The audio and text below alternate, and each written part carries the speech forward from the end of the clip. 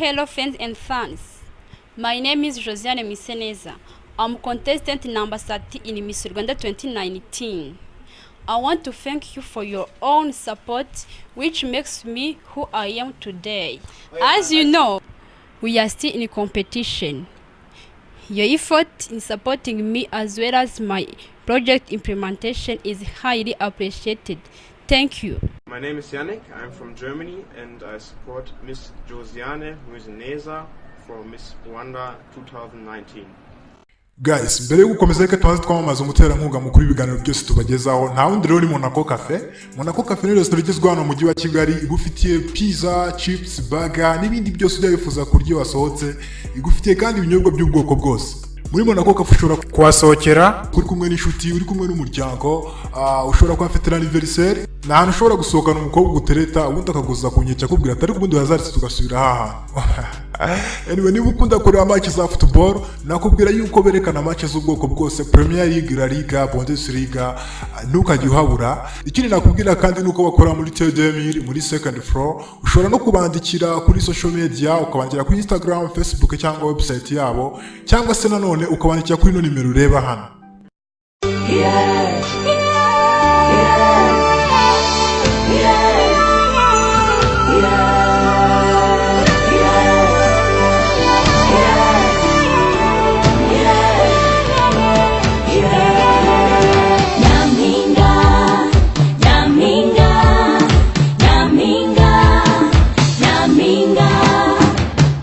Tambuka gikobwa haranira iryo kamba, wihesha agaciro mwana wanjye. Indangagaciro z'umuco nyarwanda zizakubera iteme rigutembesha hirya iyo mu mahanga. Nugerayo ushenge uzaratire bose ibyiza by'u Rwanda, dore warahavutse mwana wanjye kandi ntaheza nk'iwanyu. Urashaka ufite ubwiza, ufite ubumenyi, umuco nyarwanda ukeneye. Ufite ubwiza, ufite ubumenyi, umuco nyarwanda ubereye u Rwanda, ubereye u Rwanda, uwo niwe dushaka. Umwari w'u Rwanda, ubereye u Rwanda, kandi mu bimuranga habemo ubumenyi, habemo n'umuco. Arangwe n'ingendo nziza, inseko nziza, imvugo nziza, igihagararo cyiza. We ufite urukundo, ufite n'urugwiro. Turashaka ufite umuco, ufite ubwiza, ufite urugwiro dukeneye. Ufite umuco, ufite ubwiza, ubereye u Rwanda, ubereye u Rwanda, ubereye u Rwanda.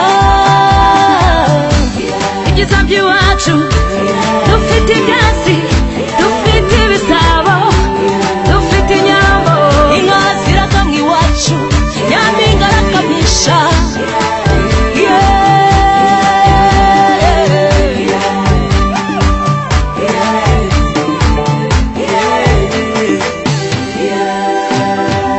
You're the beauty, the brand, the culture, yes, it's in your blood. We are proud, Rwanda is here for you, so be there for us, miss. The love, the faith, the unity, that should be your dignity. Remember your beauty is African, is Rwandan, stand for that.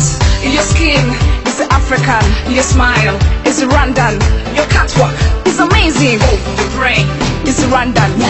Ufite ubwiza, ufite ubumenyi, ufite umuco dukeneye.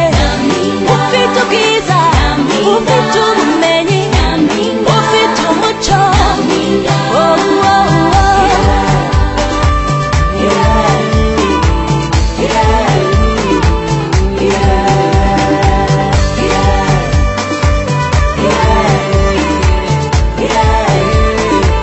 Yeah. yeah.